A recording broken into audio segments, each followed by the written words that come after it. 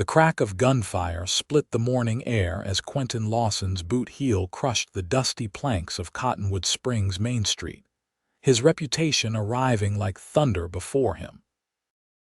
Townsfolk scattered like frightened quail, mothers yanking children inside and shopkeepers eyeing their doors, wondering if they should bolt them shut. They called him the Wolf behind his back and Mr. Lawson to his face if they dared address him at all. The year was 1876, and the unforgiving Arizona Territory had shaped men like Quentin into something hard and merciless. At 32, his once handsome face was creased with deep lines, his dark eyes perpetually narrowed beneath the wide brim of his black hat. He wore his guns low, tied down for speed, though most who'd challenged him hadn't lived long enough to spread word of his proficiency. "Riders coming," someone shouted, distracting Quentin from his intended destination, the saloon, where whiskey might dull the constant ache in his wounded leg. He turned, hand instinctively dropping to his holster as a cloud of dust billowed at the town's edge.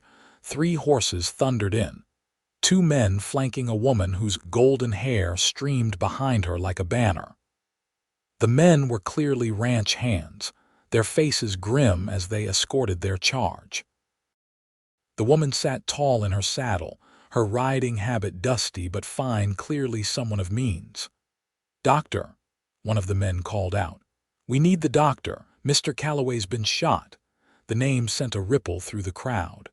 Herbert Calloway owned the region's largest cattle operation, the Circle C. His influence stretched from Cottonwood Springs to Tucson. If he'd been shot, trouble was sure to follow. The woman dismounted with surprising grace, her movements fluid despite her obvious distress. "Please," she said, her voice carrying across the suddenly silent street. "My father needs help immediately." Quentin found himself unable to look away from her. She couldn't have been more than 25, with features that spoke of genteel breeding now smudged with trail dust and worry. Her eyes, a striking shade of green, scanned the crowd with desperation. "Doc Simmons is 3 days out," the barber finally offered. "Gone to help with that fever outbreak up at Settlers Creek." The woman's composure cracked momentarily before she straightened her shoulders. "Then I need someone who knows how to treat a bullet wound. Anyone." Silence fell over the gathered onlookers. Quentin knew why treating Herbert Calloway meant getting involved in whatever conflict had led to his shooting. In these parts, that was how a man found himself on the wrong end of a gun. Yet something about the woman's determined stance pulled at something long dormant inside him. Before he realized what he was doing, Quentin stepped forward. "I've dug out my share of lead." The crowd parted as if he carried disease, their fear of him palpable. The woman turned, taking in his weather-beaten appearance, the twin Colts at his hips, the scar that ran from his left temple down to his jaw. "You're a doctor?" she asked skeptically. "No, madam, just a man who's seen war." He didn't elaborate that he'd seen far more violence after the war than during it. She studied him for a moment longer, and Quentin felt a strange discomfort under her scrutiny. Most people averted their eyes when he looked their way. "What's your name?" she demanded. "Quentin Lawson." A murmur ran through the crowd. The woman's companions exchanged nervous glances. "Miss Priscilla," one of them began, "maybe we should—" "We don't have time to be particular, Jim," she cut him off before turning back to Quentin. "I'm Priscilla Calloway. Can you ride?" Quentin nodded once. "Then please come with us. My father doesn't have much time." There were 100 reasons to refuse, chief among them that Herbert Calloway was known to despise men of Quentin's reputation. The Circle C didn't hire gunmen. They prided themselves on resolving disputes through proper channels. Calloway had even organized a committee to pressure the territorial governor for stricter law enforcement. Yet Quentin found himself stepping toward his dun gelding hitched outside the saloon. Lead the way." The ride to Circle C took nearly 2 hours, pushing their horses as hard as they dared. Priscilla Calloway set a brutal pace, her back straight, her eyes fixed forward. Not once did she complain or show weakness, though Quentin could see the worry etched in the tight line of her jaw. "What happened?" he asked when they paused briefly to water the horses. "Rustlers," she replied. "They've been hitting the smaller ranches for months. Father formed a group to patrol the boundaries.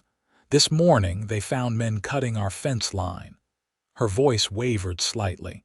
"They weren't common thieves. They knew what they were doing." "Your father went himself?" Quentin asked, unable to keep the criticism from his tone. Her green eyes flashed. "My father doesn't send men to do what he wouldn't do himself." Quentin said nothing, but inwardly acknowledged the rare quality. Too many ranchers stayed safe in their houses while sending hired hands to die for their cattle. When they crested the final rise overlooking Circle C, Quentin was reluctantly impressed. The sprawling ranch house was built of solid timber and stone, with outbuildings arranged in neat rows and pastures stretching as far as he could see. Whatever else Herbert Calloway might be, he was a man who had built something substantial. They were greeted by a flurry of activity as ranch hands rushed to take their horses. Priscilla led Quentin immediately to the main house and up to a second-floor bedroom where Herbert Calloway lay pale against white sheets, his breath coming in labored gasps. An older woman with silver-streaked hair, obviously the housekeeper, looked up with relief at their entrance. "He's getting worse, Miss Priscilla. The bleeding won't stop." Quentin removed his hat and coat, rolling up his sleeves as he approached the bed. Calloway's eyes fluttered open at the movement, focusing blearily on Quentin. "You," he managed, recognition and displeasure evident even through his pain. "What's he doing here, Priscilla?" "Saving your life, I hope," she replied firmly. "Dr. Simmons is unavailable." Quentin ignored the exchange, examining the wound in Calloway's side. The bullet had entered below the ribs, and from the labored breathing had likely punctured a lung. Not immediately fatal if treated, but deadly if left alone. "I need hot water, whiskey, clean cloths, and a knife," Quentin said. "And something for him to bite down on. This won't be pleasant." The next hour tested Quentin's steady hands and limited medical knowledge. He managed to extract the bullet, a .44 caliber that had fortunately not fragmented, and stanched the worst of the bleeding. Throughout the ordeal, Priscilla remained by her father's side, wiping his brow, speaking soft words of encouragement, and assisting Quentin without flinching at the blood or her father's pained groans. When Calloway finally lapsed into an exhausted sleep, Quentin stepped back, washing his hands in a basin of water that had turned pink with blood. "He'll live," Quentin said quietly, "if infection doesn't set in. You'll need to keep the wound clean and change the dressing twice daily." Priscilla nodded, her face drawn with fatigue. For the first time, Quentin noticed the fine bone structure beneath her sun-kissed skin, the delicate curve of her jaw, the fullness of her lips now pressed into a worried line. "Thank you," she said simply.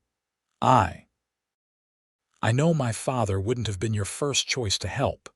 "No," Quentin agreed bluntly, "but I wouldn't leave a dog to die from a bullet wound, let alone a man." She studied him with those remarkable green eyes. "Jim told me who you are on the ride back. The Wolf, they call you." Quentin's expression hardened. "People talk too much. They say you've killed 12 men. People exaggerate." "How many then?" Quentin turned away, gathering his bloody tools. "Too many." To his surprise, she didn't press further. Instead, she crossed to a sideboard and poured 2 glasses of amber liquid, offering one to him. "You must be exhausted. Please sit for a moment." He hesitated, then accepted the glass, though he remained standing. The whiskey was good, far better than the rotgut served at the saloon in town. "Will you stay the night?" she asked. "In case he takes a turn." It was the sensible request, but Quentin felt uncomfortable in this house with its polished furniture and family portraits. "I'll stay in the bunkhouse if your foreman doesn't object." "No one will object," she said firmly. "Not after what you've done today." When Quentin stepped out onto the porch an hour later, the sun was setting, painting the vast landscape in shades of gold and crimson. Ranch hands moved about their evening chores, casting curious glances his way but keeping their distance. His reputation had preceded him here too. The ranch foreman, a weathered man named Ellis, approached with cautious respect. "Mr. Lawson, Miss Priscilla says you'll be staying in the bunkhouse." Quentin nodded. "We appreciate what you did for Mr. Calloway," Ellis continued. Not many would have helped him, knowing their history. "What history?" Quentin asked sharply. "I've never met Calloway before today." Ellis looked uncomfortable. "Begging your pardon, sir, but Mr. Calloway was the one who testified against your brother at that trial in Yuma 3 years back." The revelation hit Quentin like a physical blow. His younger brother Michael had been convicted of cattle rustling and sentenced to 5 years in Yuma Territorial Prison, a virtual death sentence in that hellhole. Michael had lasted only 6 months before succumbing to fever. "You didn't know," Ellis said, reading Quentin's expression. "No," Quentin replied coldly. "I didn't." That night, Quentin lay awake in the bunkhouse, the other men giving him a wide berth even in sleep. He should leave now, he thought. Ride out under cover of darkness, and put Cottonwood Springs behind him forever. He'd done his good deed, even if unwittingly, for the man partly responsible for his brother's death. Yet something held him there, perhaps the need to understand why Calloway had been targeted. Or maybe the memory of Priscilla's steady hands as she'd helped him save her father's life.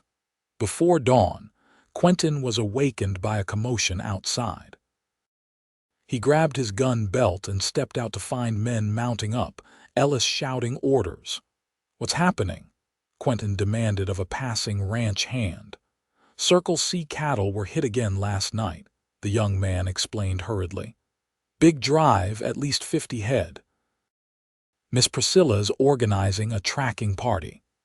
Sure enough, Priscilla emerged from the main house wearing men's trousers and a leather vest over her shirt, her golden hair braided and tucked beneath a wide-brimmed hat.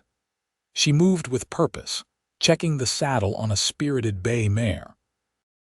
"You're going?" Quentin asked, approaching her.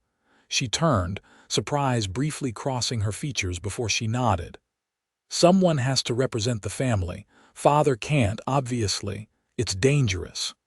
This is my home, Mr. Lawson. I won't cower in it while thieves take what my father built." She swung into the saddle with practiced ease.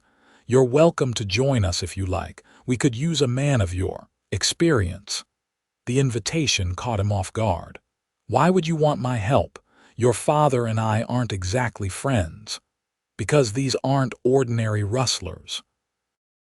They're organized, methodical, and they shot my father without warning or provocation." Her green eyes hardened. "I want them caught." Quentin considered for a moment. The smart move would be to walk away, to let the Calloways solve their own problems. Yet curiosity, and something else, something he couldn't quite name, tugged at him. "I'll need a fresh horse," he said finally. The tracking party followed the cattle's trail south toward the border, the hoofprints and droppings leaving a clear path, even for those less skilled in tracking. Quentin rode beside Priscilla, noticing how the ranch hands deferred to her authority despite her gender. "Your men respect you," he observed. "I've earned it," she replied without pride or defensiveness. "I've worked this ranch since I was old enough to sit a horse. My mother died when I was 12. Father needed help running things. No brothers, too. Both died in the war." A shadow passed over her face. "Confederate side. Father never really recovered from losing them."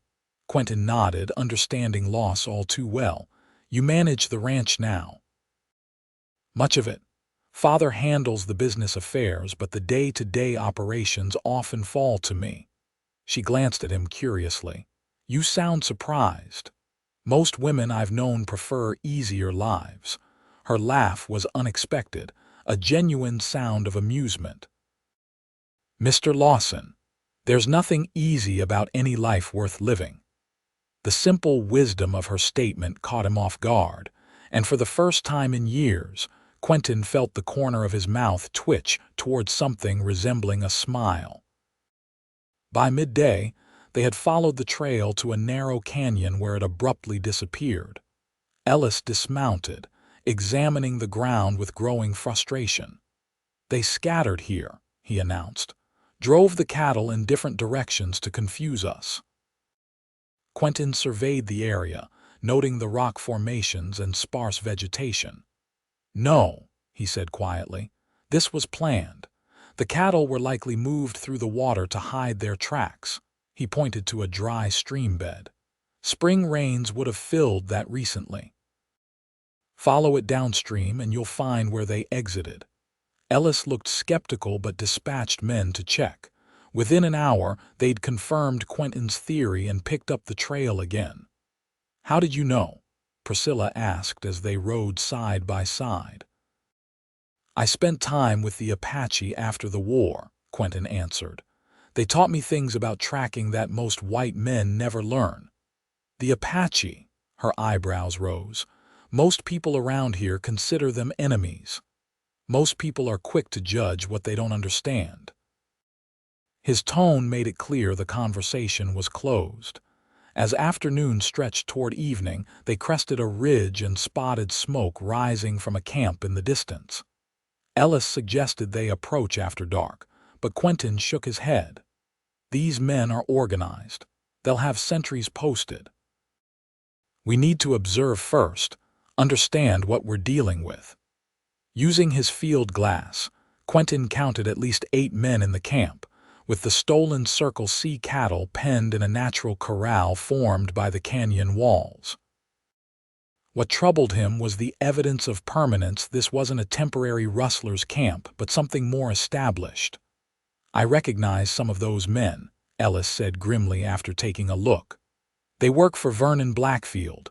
Priscilla's face hardened. Are you certain? Yes, madam. That's Blackfield's foreman right there. Quentin looked at Priscilla questioningly.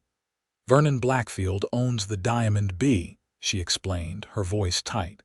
He's been trying to buy our water rights for years. Father refused to sell, even when Blackfield offered far above market value. Sounds like more than a business dispute, Quentin observed. Blackfield wants to control the entire valley, she said. He's already forced out 3 smaller ranchers. Without water access, a ranch can't survive out here. Quentin considered this information. So instead of buying you out, he's trying to ruin you. Steal enough cattle, drain your resources. And my father would eventually have no choice but to sell, Priscilla finished. I never thought he'd resort to outright theft and attempted murder. Men like that don't see it as murder, Quentin said darkly. Just business. As night fell, they retreated to make camp out of sight of the rustlers. Around a small, carefully shielded fire, Quentin outlined a plan to recover the cattle at dawn when the rustlers would be least alert. It was a solid strategy that minimized risk, but Priscilla noticed something in his tone. You're not telling us everything, she said after the others had bedded down, leaving them alone by the dying embers. Quentin regarded her for a long moment. These men shot your father. They won't just surrender the cattle and apologize. You think there will be bloodshed. I know there will be. Priscilla stared into the fading flames. I don't want any of our men killed over cattle. It's not about the cattle anymore, Quentin said quietly. Blackfield has shown his hand.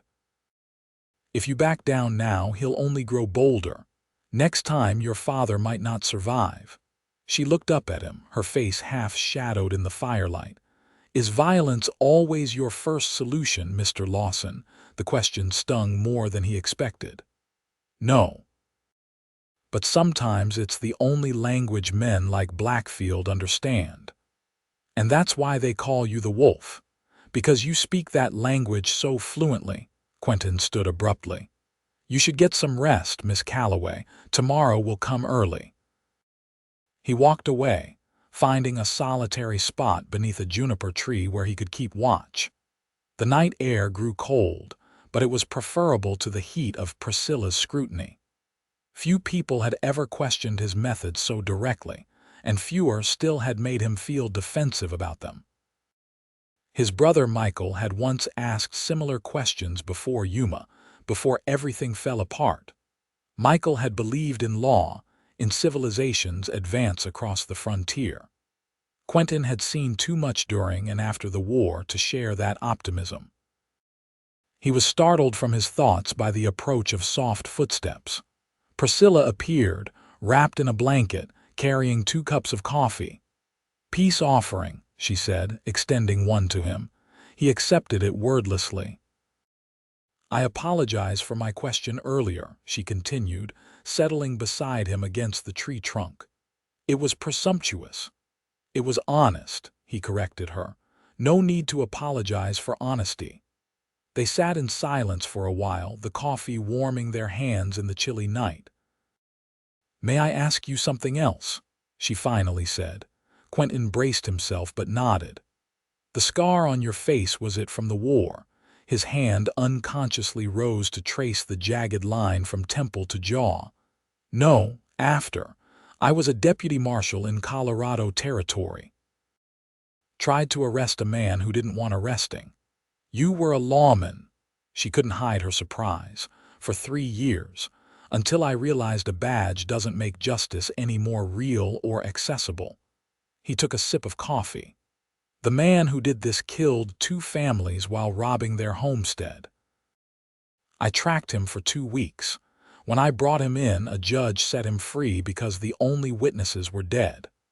"What did you do?" Quentin's eyes hardened at the memory. "I found him celebrating in a saloon that night. We had a disagreement about his freedom. You killed him." It wasn't a question, but he answered anyway. "Yes, and I turned in my badge the next day." Priscilla was silent for a long moment. "I can't condone taking the law into your own hands. I didn't expect you would.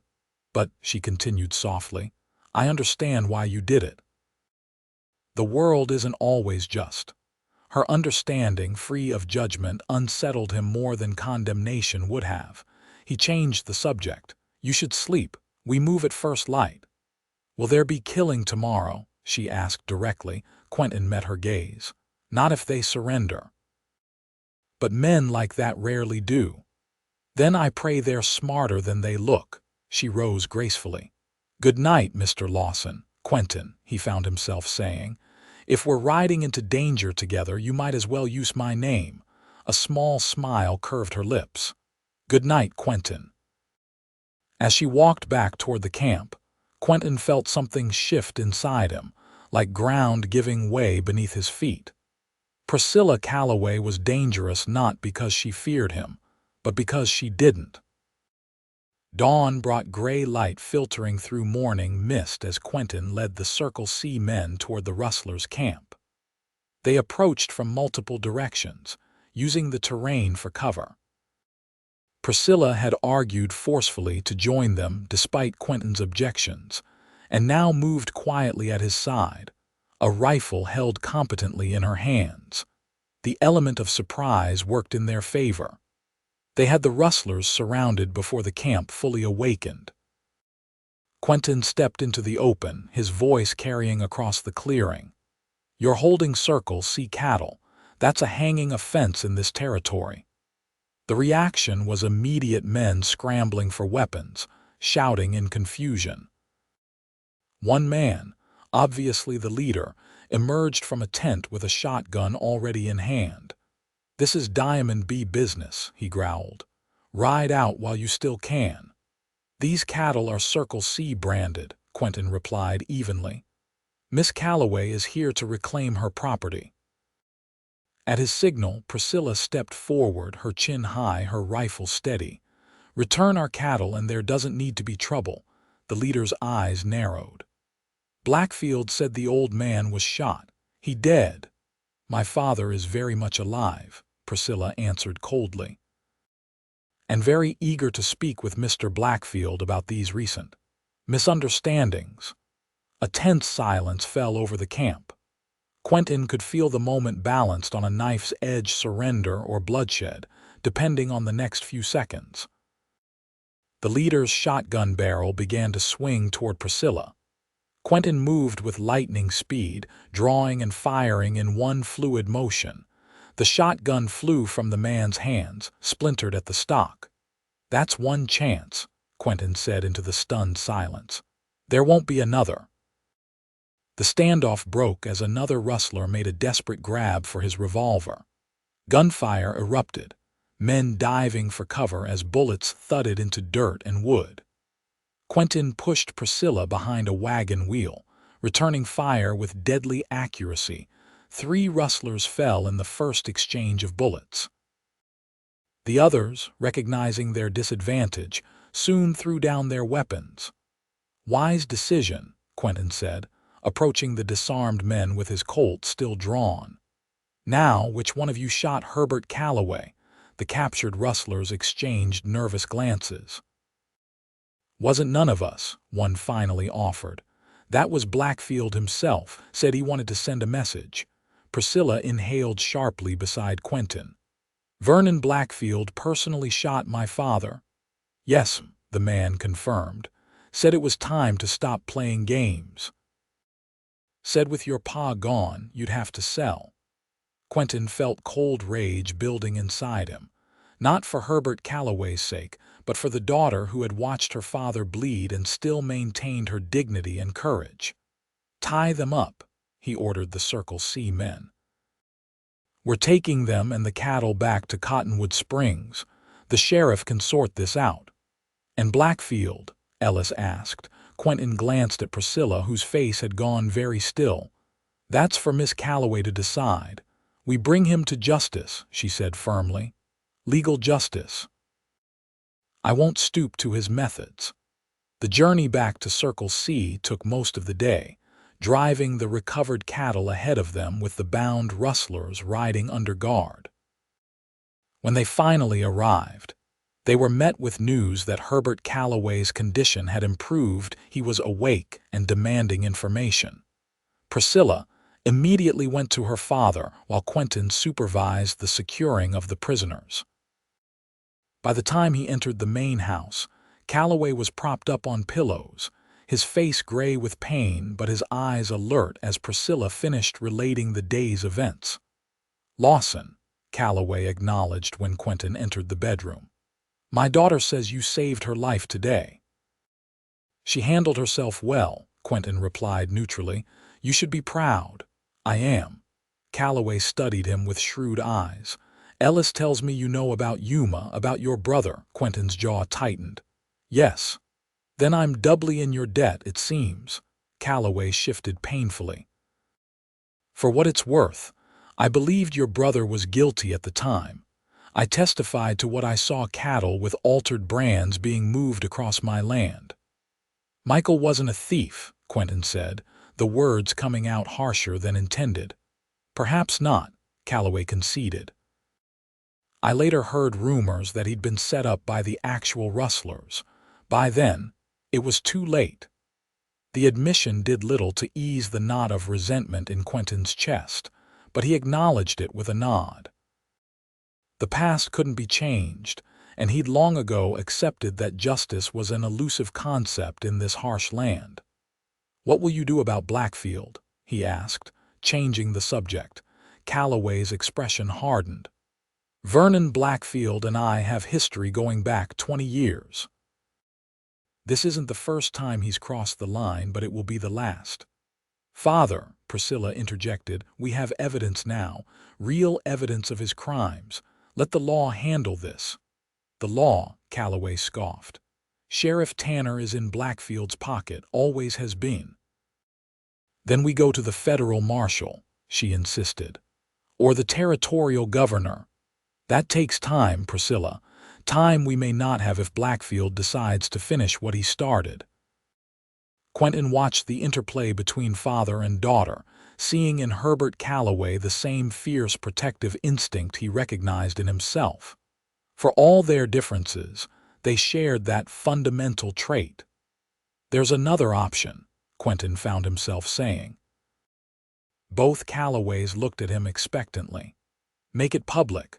Blackfield values his reputation. From what I gather, he presents himself as a legitimate businessman. Expose him and his influence crumbles." Priscilla's eyes lit with understanding. "The territorial newspaper." "Mr. Garrison has been looking for a story to establish his new paper." "It's risky," Calloway warned. "Blackfield won't take public humiliation lightly." "Then we need to be prepared for his reaction," Quentin said. "Increase patrols on your boundaries. Make the ranch a hard target." Calloway studied him thoughtfully. "Would you consider staying on to help with that? I'd pay you well." The offer caught Quentin by surprise.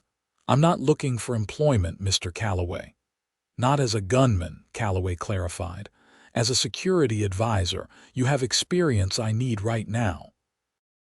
Quentin glanced at Priscilla, who was watching him with an unreadable expression. The smart decision would be to refuse, to collect whatever payment they offered for his help thus far and ride out. Getting further entangled in the Calloway's war with Blackfield served no purpose. Yet the thought of leaving, of never seeing Priscilla Calloway again, created an unexpected hollow feeling in his chest. "I'll stay until Blackfield is dealt with," he finally agreed. "But I set my own terms." "Name them," Calloway said promptly. "I answer to Miss Calloway, not to you." Quentin held the older man's gaze steadily. "No offense intended, but you're in no condition to make quick decisions. She knows the ranch and the men. She's proven herself capable." Calloway's bushy eyebrows rose in surprise before he barked a short laugh. "Well, I'll be damned. You're the first man who's ever recognized that without being told." He looked at his daughter with unmistakable pride. "Very well, Mr. Lawson. You'll report to Priscilla." In the days that followed, Quentin transformed the Circle C into a virtual fortress. He established regular patrols, trained the ranch hands in defensive tactics, and set up an early warning system using the ranch's highest points as observation posts. Throughout it all, he worked closely with Priscilla, whose quick intelligence and intimate knowledge of the land proved invaluable. Meanwhile, Priscilla arranged for the newspaper editor from the territorial capital to visit, presenting him with sworn statements from the captured rustlers and physical evidence of Blackfield's crimes.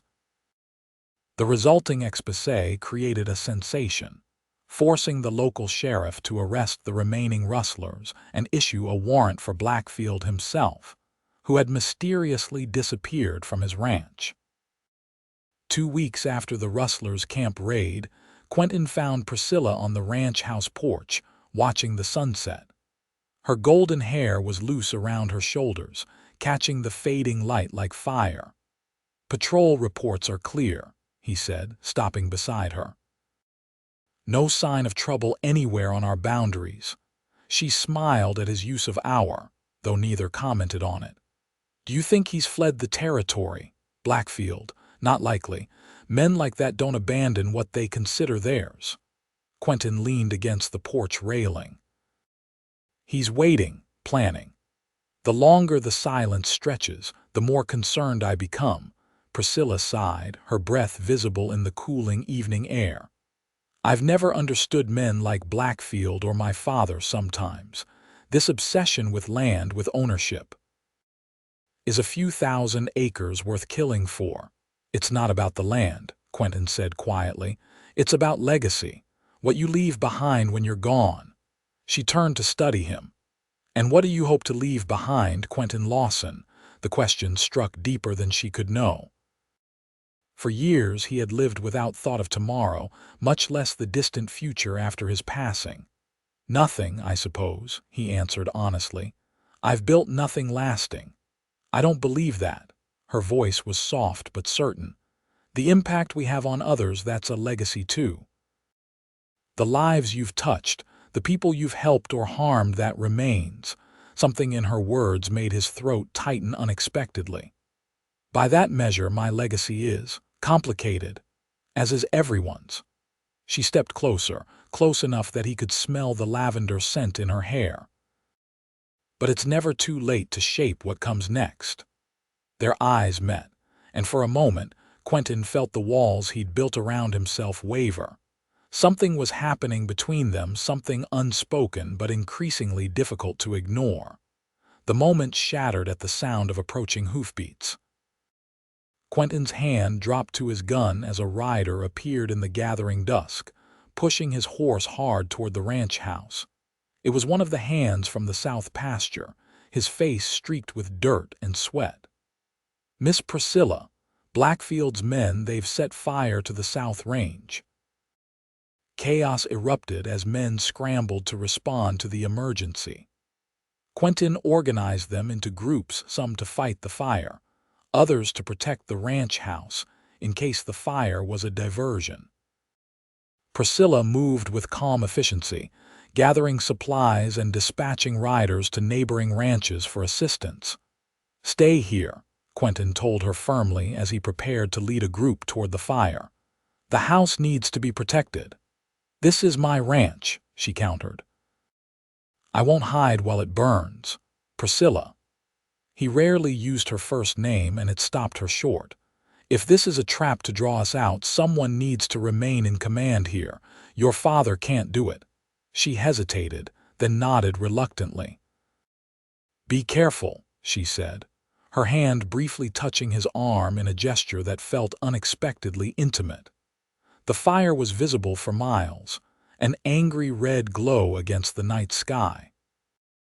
When Quentin and his men arrived, they found the southern pasture engulfed in flames, whipped by the wind toward stands of dry timber that would accelerate the blaze exponentially if reached. They worked frantically, using wet blankets to beat back the flames, digging fire breaks with shovels, fighting to contain the destruction. Hour after grueling hour passed, men collapsing from exhaustion only to rise and continue the battle. Dawn was breaking when they finally gained the upper hand, the fire reduced to smoldering patches that could be managed by a smaller crew. Quentin, his face blackened with soot, his clothing singed in places, surveyed the devastation. Hundreds of acres of grazing land destroyed, fencing burned, and likely cattle lost as well. "Deliberate?" Ellis asked, coming to stand beside him. "Without question," Quentin confirmed. "Multiple points of origin. They knew exactly what they were doing." As they prepared to return to the ranch house, a shout went up from one of the men. Riding hard toward them was a lone figure, Priscilla, her hair streaming behind her, urging her horse to greater speed. Quentin's heart lurched with foreboding. Something was terribly wrong. She reined in hard, her horse side-slipping in the ash. "Blackfield," she gasped. "He took father." "What? How?" Quentin demanded, grabbing her horse's bridle. "The fire was a diversion," she explained, her voice tight with fear. "They attacked the house from the north, just a few men. We thought we'd driven them off, but they'd already taken him." She thrust a crumpled paper into his hand.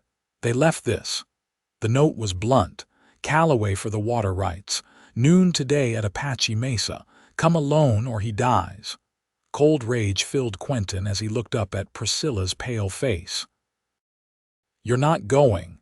"I have to," she insisted. "It's my father." "It's suicide," Quentin countered. "Blackfield has no intention of letting either of you live." "I know." Her green eyes blazed with determination. "But I won't abandon my father." Quentin knew that look had seen it in soldiers facing impossible odds, in men defending their families against overwhelming force. It was the look of someone who had made their peace with death if necessary, but he hadn't made his peace with hers. "We have 6 hours," he said, checking the position of the rising sun. "Enough time to make a plan that doesn't end with you dead." Back at the ranch house, Quentin spread a map across the dining table. Apache Mesa was a flat-topped formation about 10 miles north of Circle C land, isolated, with limited approaches, making it ideal for Blackfield's purposes. "He'll have men positioned here, here, and here." Quentin indicated the likely spots for ambush. "The main trail is the obvious approach, which means it's the most dangerous." "Is there another way up?" Priscilla asked, studying the map intently. "There's an old Apache trail on the eastern face. Difficult climb, but it would put us behind them." "Us," she echoed. "The note said to come alone." "And you will visibly." Quentin met her gaze. "I'll take the Apache trail with 3 men. You'll approach openly, keeping Blackfield distracted while we get into position." "It's still dangerous for her," Ellis objected. "Yes," Quentin acknowledged, "but less dangerous than the alternatives." Priscilla straightened, her decision made. "I'll do it. Just tell me what I need to know." In the hours that followed, they refined the plan, selecting the men who would accompany Quentin, the best shots and steadiest hands on the ranch. Priscilla changed into a riding outfit that allowed freedom of movement, concealing a small derringer in her boot, despite Quentin's insistence that she avoid any heroics. When the time came to depart, Quentin found her in her father's study, standing before a portrait of her mother. "We need to leave," he said gently. She nodded without turning. "I know." A moment passed before she added, "My mother would have handled this differently. She was always the genteel one, the voice of reason and compromise. And your father?" A sad smile crossed her face as she finally faced him. "Stubborn, proud, willing to fight for what's his." Her gaze met his directly. "I'm more like him than I sometimes wish to admit." "The world needs both kinds," Quentin said. "Compromise when possible, fighting when necessary." "And which are you doing today, Quentin? Compromising or fighting?" The question caught him off guard with its perception. "Both, I suppose. Compromising with myself by not locking you in the root cellar until this is over." That startled a genuine laugh from her, a bright sound that seemed to momentarily banish the tension. "I'd like to see you try." As they walked to the horses waiting outside, Quentin found himself reaching for her arm, stopping her before they joined the others. "Priscilla," he began awkwardly. If today doesn't go as planned." "Don't," she interrupted. "We will succeed." "But if we don't," he persisted, "I want you to know these past weeks have meant. They've made me remember things I thought I'd forgotten." "What things?" she asked softly. "That there are still people worth protecting in this world." "Worth?" He hesitated, unaccustomed to expressing such thoughts. "Worth changing for." Her eyes widened slightly, a flush creeping into her cheeks. Before she could respond, he leaned forward impulsively and pressed his lips to hers. The kiss was brief, but unmistakably meaningful, a gesture that said what his words couldn't articulate. When he pulled back, Priscilla looked at him with an expression of wonder mixed with something deeper. "Come back to me," she whispered fiercely. "Whatever happens up there, come back." They separated at the base of Apache Mesa, Quentin and his 3 chosen men circling wide to approach the difficult eastern trail, while Priscilla continued openly toward the main path. Watching her ride away, straight-backed and determined, Quentin felt an unfamiliar fear, not for himself, but for her. The climb up the eastern face was treacherous, loose rock giving way beneath their feet, sparse vegetation offering minimal handholds.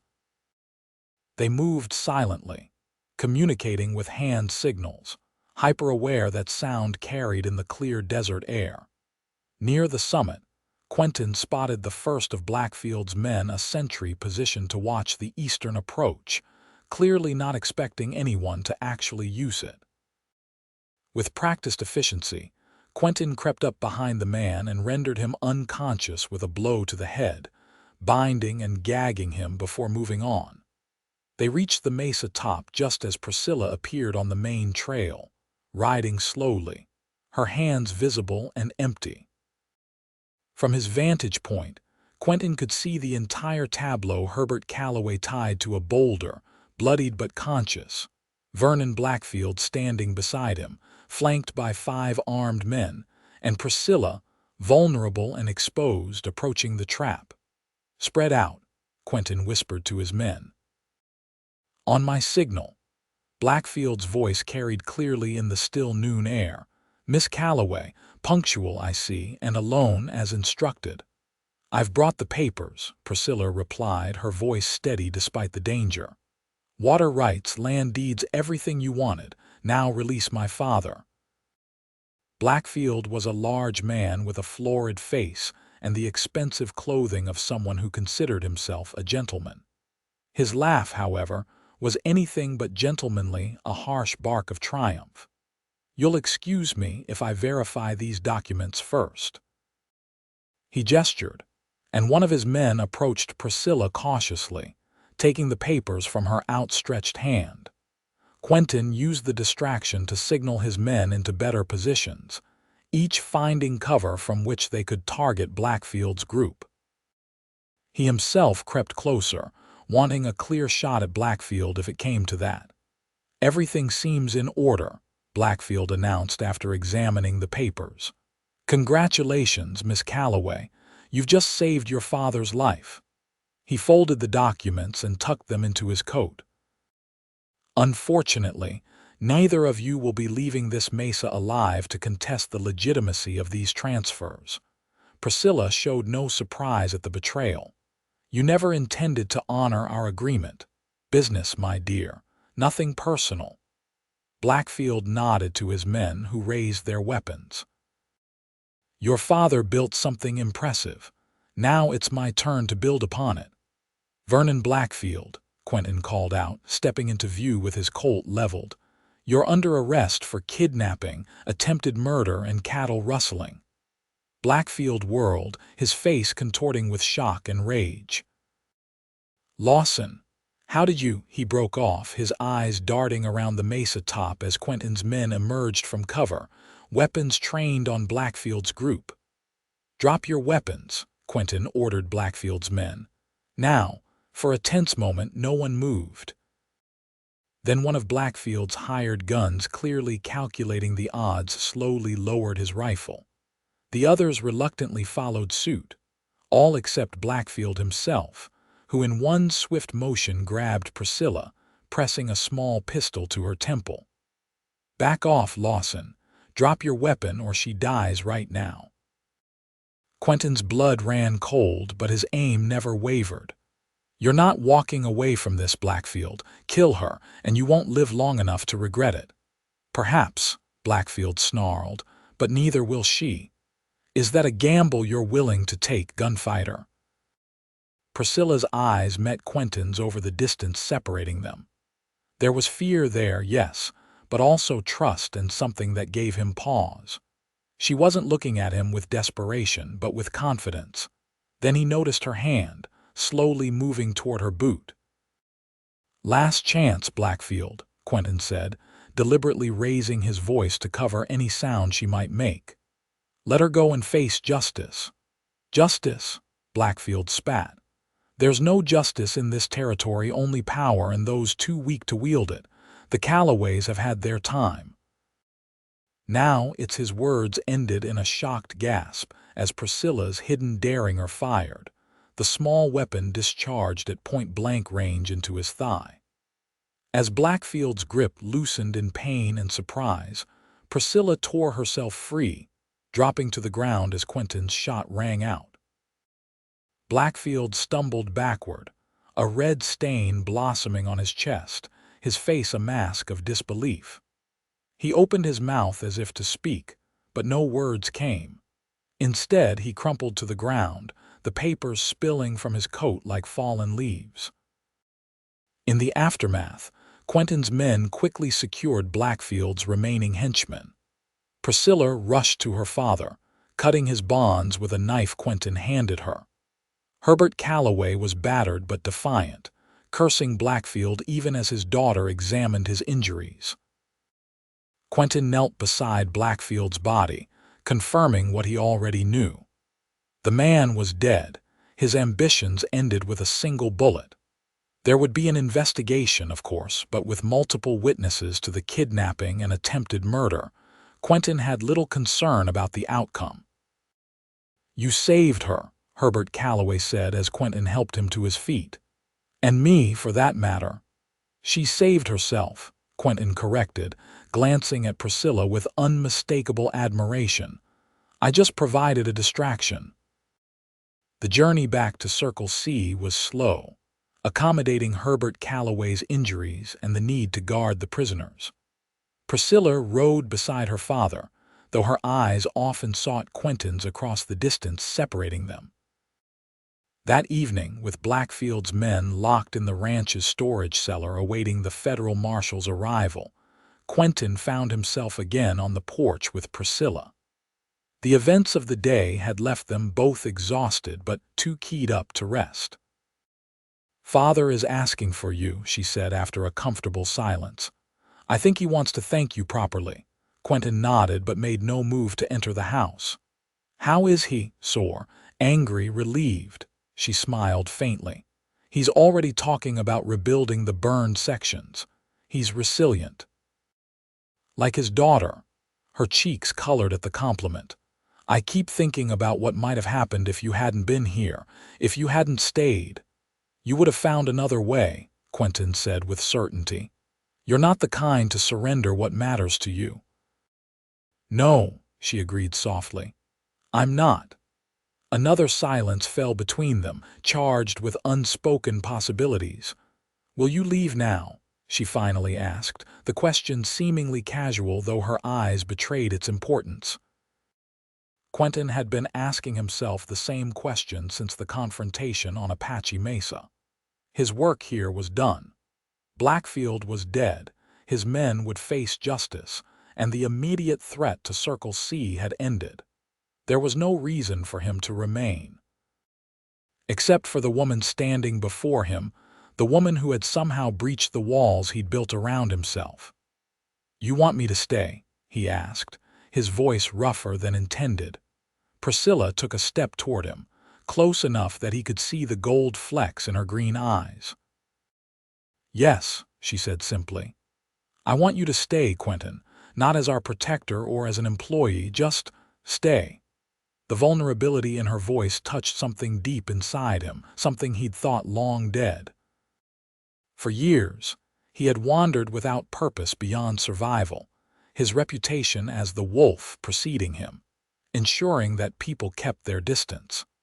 Now this remarkable woman was asking him to remain, knowing full well who he was and what he had done. "I'm not sure I remember how to live any other way," he admitted. "The man I was before the war, before everything that came after, he's gone." "I don't want that man," she said firmly. "I want the man who stands before me now. The man who could have walked away but chose to help, even knowing my father's role in your brother's imprisonment. The man who treats me as an equal, not as something fragile to be sheltered." Her words struck him with unexpected force. No one had seen him so clearly in years, perhaps ever. "People will talk," he warned. "The wolf and the rancher's daughter. Let them." Her chin lifted in that now familiar gesture of determination. "I've never much cared for others' opinions of my choices." Despite himself, Quentin felt a smile real and unguarded breaking across his face. "No, I don't suppose you do." When he stepped forward and took her in his arms, it felt like coming home after a journey he hadn't known he was making. Her lips met his with certainty, her arms twining around his neck as if she'd been waiting for this moment as long as he had. In the weeks that followed, Cottonwood Springs buzzed with gossip about the unlikely couple. Herbert Calloway, to everyone's surprise, offered no objection to his daughter's choice, though he took Quentin aside for a conversation that left the younger man looking thoughtful but not dissuaded. The burned pastures began to recover with the winter rains, green shoots pushing through blackened earth in a visible symbol of renewal. Quentin found unexpected satisfaction in honest work, helping rebuild fences, drive cattle, and plan improvements to the ranch's security. More surprising was how naturally he adapted to life at Circle C. The ranch hands, initially wary of his reputation, came to respect his skill and fair treatment. Even Ellis, the most skeptical among them, grudgingly admitted that Quentin's presence had become an asset beyond his gun. 3 months after Apache Mesa, on a crisp spring evening, Quentin and Priscilla rode to a hilltop overlooking the ranch. The setting sun painted the buildings in gold, cattle dotting the distant pastures like scattered shadows.